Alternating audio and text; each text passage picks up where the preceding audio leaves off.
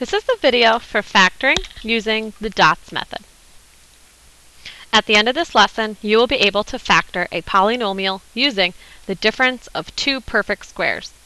You will be able to differentiate between when to use GCF or dots to factor a polynomial. So to start off with this lesson, what we're going to do first is up at the top of your page, it says to express the product of x plus 2 and x minus 2. So what we are going to do is take x plus 2, and when it says product, remember that that really means to multiply. So we can put our two binomials next to each other, each in their own set of parentheses.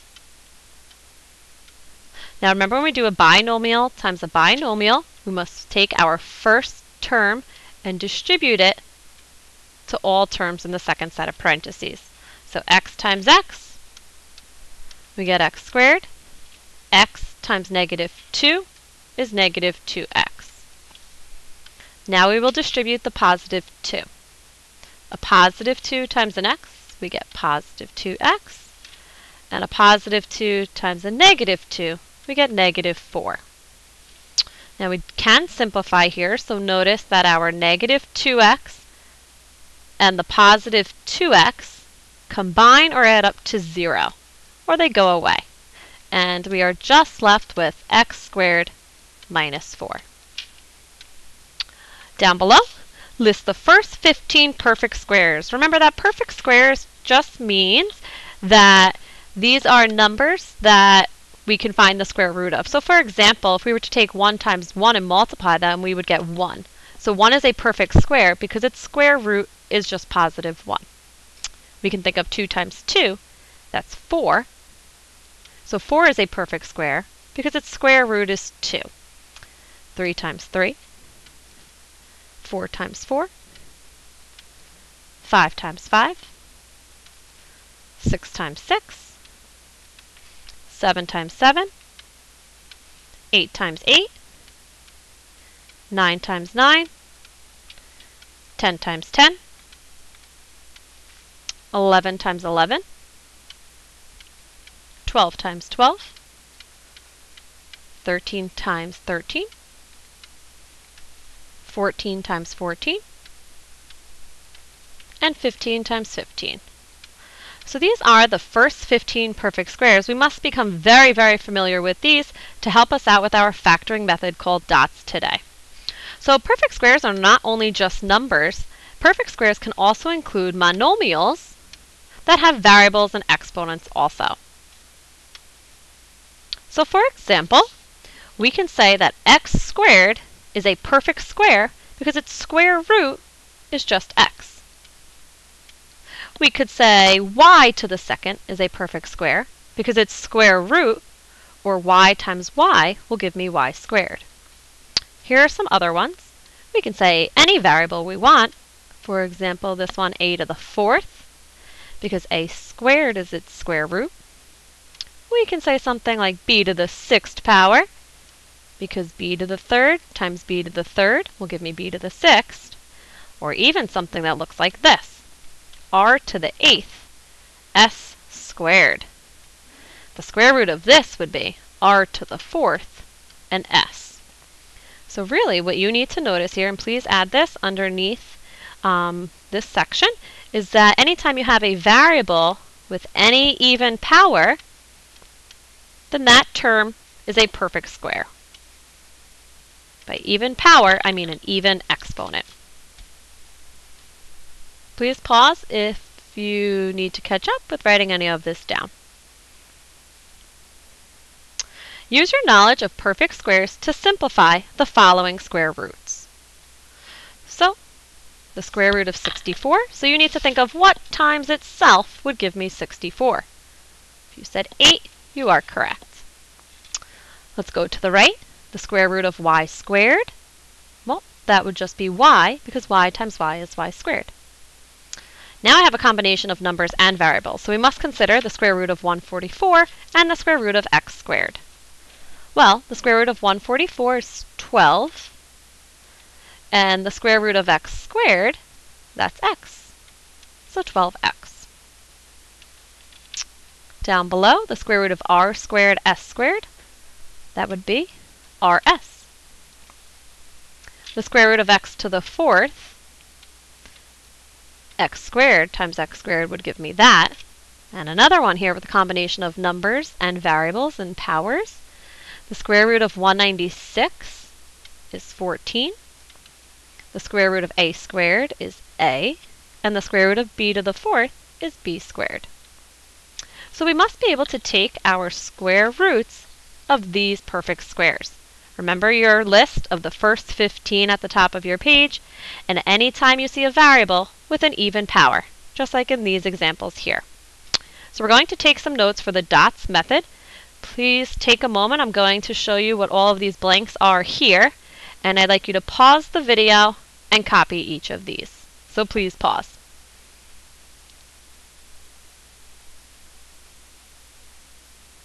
When to use the dots method of factoring. So there was a reason why we were going over our perfect squares. Dots is a fancy way of representing the difference of two squares. So in order to be able to spot when you're going to use the dots method, okay, there are 3 requirements down below. It must always be a binomial. So for example, over here to the right, 9x squared minus 4. I can see that it's a binomial because we have 9x squared and then negative 4. There are 2 terms here. The next requirement is that both terms are perfect squares. So let's see, is 9x squared a perfect square? Is 9 a perfect square? Is x squared an even power? Yes, so this is a perfect square. And 4 is also a perfect square. The last requirement is that it must have a subtraction sign. So for example, in the phrase dots, D stands for difference, which really represents subtraction. In this case, this binomial has a subtraction sign. So each of these requirements must be met in order to use this method. So difference, it must have a subtraction sign. There must be 2 pieces, it must be a binomial, and both of those 2 terms must be squares or perfect squares. Let's see if you can spot which of the following expressions can be factored using dots. So you are going to look at each of these and make sure that they have all 3 requirements in order to use the dots method. So for example, x squared minus 100. Dots, difference. Does it have a subtraction sign? Yes. Are there 2 terms? Yes. And are they both perfect squares? X squared, well, that's an even power. And 100, that is a perfect square. It's in my list. So yes, this one will work. Please pause and circle all of the ones that you believe we will be able to use the dots method for factoring. Please pause. Okay, please check your work. Here are the ones that I am circling now that would work for the dots method. All of these meet all 3 requirements listed on our page. Now notice I am not including 15x minus 10x because although it has subtraction in 2 terms, 15 is not a perfect square, and neither is x, neither is 10, and neither is x again. Over here, y squared minus 10, although it has subtraction in 2 terms, y squared is a perfect square, but 10 is not a perfect square. There's no number that will give us 10 when we multiply it by itself. A squared plus 49 is out because there's an addition sign. And this over here, well, this has 3 terms, so that's definitely out as well. So let's take a look down below to get started. These are the steps that you are going to use to help you to use the dots method. So the first step is to determine the square root of each term. So once you know that something like this example here, x squared minus 25, can be factored using dots, there's the difference. These are both perfect squares. You must think of the square root of each term. So for example, in this case, I am going to think of the square root of x squared and the square root of 25. I like to go like this. Then it says to create 2 factors. When we use the dots method, the nice thing about this method is that you're always going to set up your 2 factors the exact same way, just like this. You will make two sets of parentheses. One will always be plus, and one will always be minus. What we're going to do, we said before, to come up with the square root of each term. So the square root of x squared is x. So I'm going to take x and put it in the first term of both of these parentheses, which is just x. And then I'm going to take the square root of 25 and put that answer at the end of each set of parentheses. In this case is 5. Which means that x squared minus 25 is equivalent to this expression in factored form, x plus 5 and x minus 5. If we were to check our work and double distribute, we would get x squared minus 25 back. Now if you take a moment now and flip back to the front of your page, and we take a look at that one that we did in the warm-up, if we were to factor x squared minus 4 using dots, since they're both perfect squares and a subtraction sign, we would get this as our answer in factored form, x plus 2 and x minus 2. Let's try another one. So go back to the back, and now we're going to take a look at number 1. So I notice here that I have two terms. There is subtraction. X squared is a perfect square because it has an even exponent, and I know 36 is a perfect square as well. So once I know that dots can be used, I'm going to set up two sets of parentheses, my two factors. I said before that one will always be plus and one will always be minus. Now I'm going to take my square root of my first term, in this case the square root of x squared is x, and I put it in the front of both parentheses. Then I'm going to take the square root of 36, which is 6, and put that at the end of both parentheses. So x squared minus 36 in factored form using the dots method is x plus 6 times x minus 6. It's also important to notice that when you use the dots method of factoring, your two sets of parentheses, like up above, will always be identical, except one will have a plus sign and one will have a minus. Just like over here, x plus 6 and x minus 6. Let's go to number 2. Remember, check to see if we can actually use dots. Two terms, subtraction sign, perfect square, perfect square. Let's set up our parentheses. I'm going to write it down below. 1 plus and 1 minus. Now some of you might be wondering, can we do the minus first and then the plus? And we sure can, because multiplication is commutative. Let's think of the square root of 9x squared. What times itself will give me 9x squared? If you guessed 3x, you are correct. It goes in the front of both parentheses. And then the square root of 4. Remember, we're just ignoring that minus sign. That's what made this able to be factored using the dots method. So the square root of 4 is 2, and it goes here and here. And that's it. Please take a moment to try the remaining questions on your own, and then press play when you are done to check your answers. Go ahead and press pause.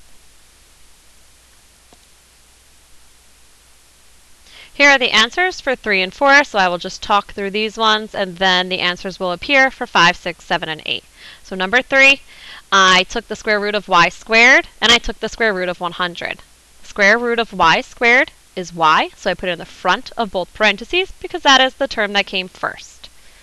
The square root of 100 is 10, so it goes after the plus sign and after the minus sign.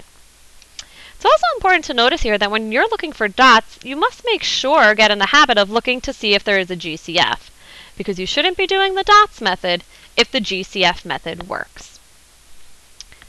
So for example, number 4, there's no GCF between a 64 and a negative d squared. When I check for dots, I do see a subtraction sign, two terms, and they are both perfect squares. The square root of 64 comes first, so I will put that first in my set of parentheses, 8 and 8. 1 plus, 1 minus. The order can be the opposite way. And the square root of d squared is d. So Please continue with 5, 6, 7, and 8. When you press play again after you unpause it, the answers will appear. So please press pause at this time. I hope at this time you completed 5, 6, 7, and 8. Here we go. Number 5 is 9h plus 5 times 9h minus 5. Number 6, c squared plus 15 and times c squared minus 15. Number 7 is 7b plus 1 and 7b minus 1. Be careful when you see a 1, we can use dots because 1 is a perfect square. The square root of 1 is just 1. And number 8, 4y plus 10z squared times 4y minus 10z squared. Please write down any questions or comments that you may have or any ones you would like to go over in the beginning of class tomorrow. Thank you.